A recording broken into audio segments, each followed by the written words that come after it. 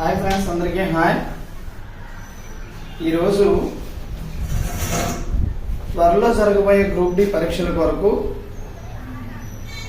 Syllabus analysis చేయమని చెప్పి మన మిత్రులు కొంతమంది మనకు అడగడం జరిగినది.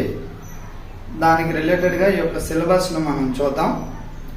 చూడండి, సిలబస్ గ్రూప్ డి మనకు సెంట్రలైజ్డ్ నోటిఫికేషన్ 2024 08/2024 ఈ యొక్క నోటిఫికేషన్ త్వరలో పరీక్షలు జరగనున్నాయి.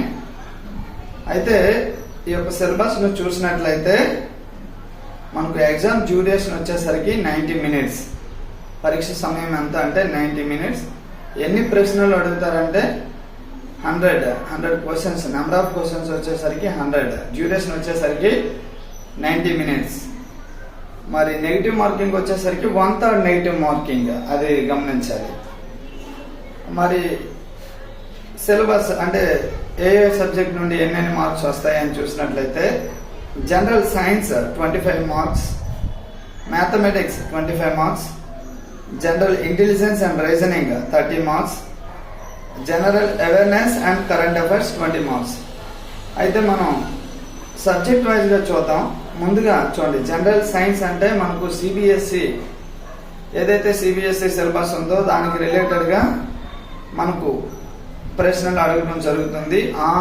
ఆ యొక్క టెక్స్ట్ బుక్స్ 6వ తరగతి నుండి 6th to 10th వరకు ఏవైతే టెక్స్ట్ బుక్స్ ఉంటాయో ఆ యొక్క టెక్స్ట్ బుక్స్ నుంచే డైరెక్ట్గా స్టేట్మెంట్ వైజ్గా ప్రశ్నలు రావడం జరుగుతుంది. అది అభ్యర్థులు అందరూ కూడా గమనించాలి. అది బయాలజీ కానీ, ఫిజిక్స్ కానీ, కెమిస్ట్రీ కానీ ఆ యొక్క సబ్జెక్ట్ను కూడా మనం డీటెయిల్గా మరో టాపిక్లో మరో వీడియోలో మనం చూద్దాం. ఈరోజు general awareness and current affairs ఏవైతే జనరల్ అవేర్నెస్ కరెంట్ అఫైర్స్ నుండి 20 మార్కులు వస్తున్నాయో ఆ సబ్జెక్ట్ నుండి ఈరోజు మనం చూద్దాం. చూడండి, ఆ సబ్జెక్ట్ మనం చూసినట్లయితే స్పెసిఫిక్గా మనకి ఈ యొక్క సిలబస్ను మెన్షన్ చేయడం జరిగినది. Science and technology. Science and technology అంటే సైన్స్ అండ్ టెక్నాలజీ మనం ఏం చదవాలి అని చెప్పి మనకు చాలా మంది అడగడం జరిగినది. సైన్స్ అండ్ టెక్నాలజీ ఏం చదవాలి అంటే గత లాస్ట్ 1 year రిలేటెడ్గా ఇస్రో చేపట్టిన ప్రయోగాలు, ఇస్రో మనకు PSLV C-59, C-58, C-57, C-56 ఆ యొక్క ప్రయోగాలు ఏంటి, వాటి యొక్క అప్లికేషన్స్ ఏంటి, ఇవన్నీ కూడా ఎక్కడెక్కడి నుంచి ప్రయోగించడం జరిగినది, ఇవన్నీ వాటికి రిలేటెడ్గా మనం లాస్ట్ 1.5 year వరకు కూడా చదువుకుంటే చాలా బెనిఫిట్ ఉంటుంది.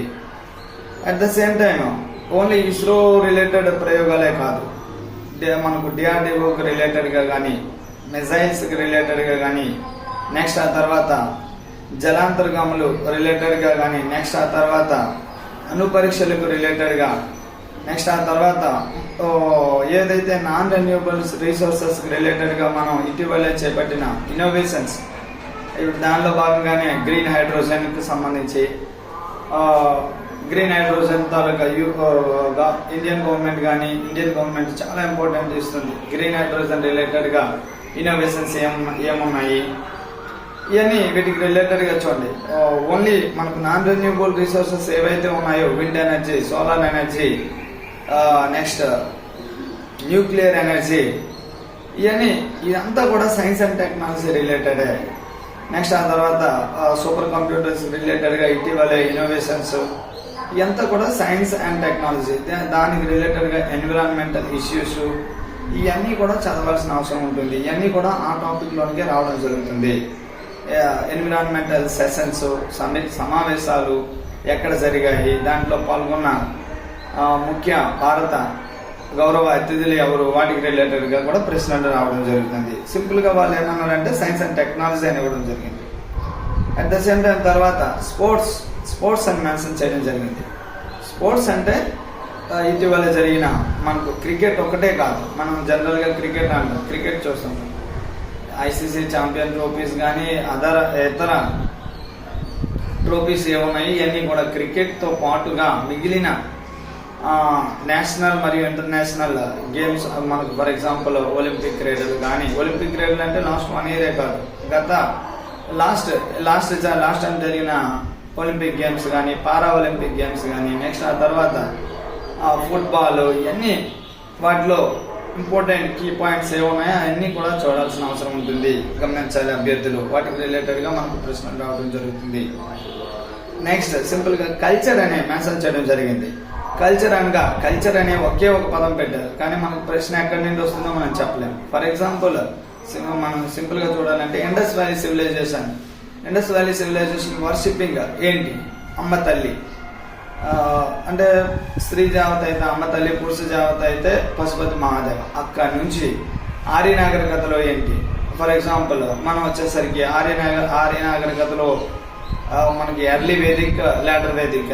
తొలి వేద కాలంలో ఏ దేవుని మనం పూజించడం జరిగింది, మలి వేద కాలంలో ఏ దేవతను లేదా ఏ దేవును పూజించడం జరిగింది. మరి మౌర్యుల కాలంలో ఎలా ఉంది, ఆ తర్వాత గుప్తుల కాలంలో ఏ విధంగా ఉంది, నెక్స్ట్ ఆ తర్వాత అరబ్బుల కాలంలో ఏ విధంగా ఉంది, ఆ తర్వాత ఢిల్లీ సుల్తనేట్స్, ఆ తర్వాత మొఘల్ పీరియడ్, ఆ తర్వాత యూరోపియన్ అడ్వెంచర్ టైంలో ఏ విధంగా ఉంది, ఆ తర్వాత ఇండిపెండెన్స్ టైంలో ఏ విధంగా ఉంది. ఇదంతా కూడా ఈ కాలంలో జరిగిన కల్చర్ రిలేటెడ్ యాక్టివిటీస్ ఏమున్నాయో, గొప్ప గొప్ప కట్టడాలు, గొప్ప గొప్ప నిర్మాణాలు, గొప్ప గొప్ప ఇవన్నీ కూడా ప్రఖ్యాతిగాంచిన ఇన్ఫర్మేషన్కి సంబంధించి అన్నింటిపైన కూడా మనకు ఏదో విధంగా ప్రశ్న రావడం జరుగుతుంది. శాసనాలకు రిలేటెడ్గా కానీ, ముఖ్యమైన గ్రంథాలకు రిలేటెడ్గా కానీ, ముఖ్యమైన రచనలకు రిలేటెడ్గా కానీ, ఇవన్నింటికి రిలేటెడ్గా మనకు ప్రశ్నలు రావడం జరుగుతుంది. అదే మనకు కల్చర్ అని చెప్పి మనకు వాళ్ళు మెన్షన్ చేయడం జరిగినది, గమనించాలి అభ్యర్థులు. నెక్స్ట్ ఆ తర్వాత పర్సనాలిటీస్ అంటే ముఖ్యమైన వ్యక్తులు. ఇది ఓల్డెన్ డేస్లో కానీ ప్రెసెంట్ కానీ వారికి సంబంధించి వారి ఇంపార్టెన్స్కి రిలేటెడ్గా ప్రశ్నలు రావడం జరుగుతుంది. నెక్స్ట్ ఆ తర్వాత ఎకనామిక్స్ అని సింపుల్గా మెన్షన్ చేయడం జరిగింది. ఎకనామిక్స్ అంటే వీటికి రిలేటెడ్గా మనం చూసినట్లయితే ఇటీవల కాలంలో జరిగిన, ఇది కూడా కరెంట్ రిలేటెడ్గానే ఎక్కువగా అడిగే అవకాశం ఉంటుంది, లేదంటే ఇంపార్టెంట్ ఆస్పెక్ట్ రిలేటెడ్గా ఏదైనా ప్రశ్న మనకు రావచ్చు. For example repo rate, reverse repo rate, bank rate, లేదంటే ఆర్బీఐకి రిలేటెడ్గా కానీ, లేదంటే జనరల్గా జీడిపి అంటే ఏంటి, జిఎన్పి అంటే ఏంటి. ఫర్ ఎగ్జాంపుల్ వీటికి రిలేటెడ్గా డైరెక్ట్ స్టేట్మెంట్ ఏదో జీడిపి అంటే దాని మీనింగ్ ఏంటి అని అడుగుతాను.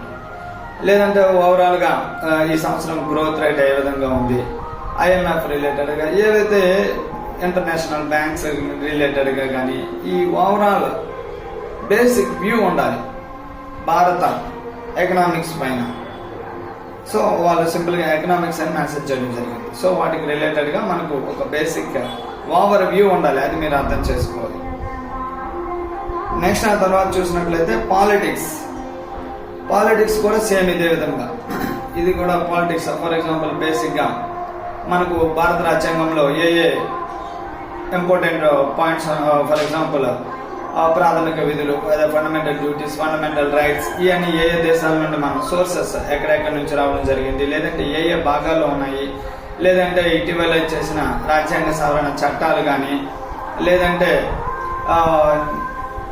Important constitutional bodies, attorney general ఎవరు, CAG related article, attorney general related article, లేదంటే సుప్రీంకోర్టు, హైకోర్టు, లేదంటే ప్రెసిడెంట్ ద్వారా నియామకం చేయబడిన ఇతర ముఖ్యమైన వ్యక్తులు ఏవైనా ఎన్హెచ్ఆర్సీ కావచ్చు, లేదంటే ట్రిబ్యునల్కి రిలేటెడ్గా నేషనల్ గ్రీన్ ట్రిబ్యునల్, ఇవన్నీ భారతదేశంలో జరిగిన ఏ ముఖ్య నియామకాలకు సంబంధించి అయినా ప్రశ్న రావచ్చు. సింపుల్గా పాలిటీ అని చెప్పి మనకు అడగడం జరిగింది. లేదంటే సింపుల్గా ప్రస్తుత భారత సుప్రీంకోర్టు ప్రధాన న్యాయమూర్తి ఎవరు, లేదంటే ప్రస్తుత కంట్రోలర్ ఆడిటర్ జనరల్ ఎవరు, ప్రస్తుత ఆర్బీఐ గవర్నర్ జనరల్ ఎవరు, ప్రస్తుత అటార్నీ జనరల్ ఎవరు, ఇలా వీరందరికీ ప్రస్తుత election commission chief election commissioner ఎవరు, president national human rights commission chairman ఎవరు, లేదంటే నీతి ఆయోగ్ చైర్మన్ ఎవరు, వీటికి రిలేటెడ్గా పాలిటిక్స్ రిలేటెడ్గా ఇవన్నీ కూడా ఈ విధంగా అడిగే అవకాశం ఉంటుంది. వీటితో పాటుగా ఎనీ అదర్ సబ్జెక్ట్ ఇంపార్టెన్స్, వీటికి రిలేటెడ్గా ఏ ఇంపార్టెంట్ ఉన్నా మేము అడుగుతామని చెప్పి వాళ్ళు మనకు సిలబస్లో మెన్షన్ చేయడం జరిగింది. ఇది general awareness on current affairs రిలేటెడ్గా. సింపుల్గా నేను మీకు ఒక ఓవర్ వ్యూగా చెప్పాను. వీటికి రిలేటెడ్గా డెప్త్గా ప్రతి టాపిక్కి డెప్త్గా చూడాల్సిన అవసరం ఉంటుంది. Thank you friends, thank you to all. మన యొక్క ఛానల్ మొదటిసారిగా చూస్తున్నవారు ఎవరైనా ఉంటే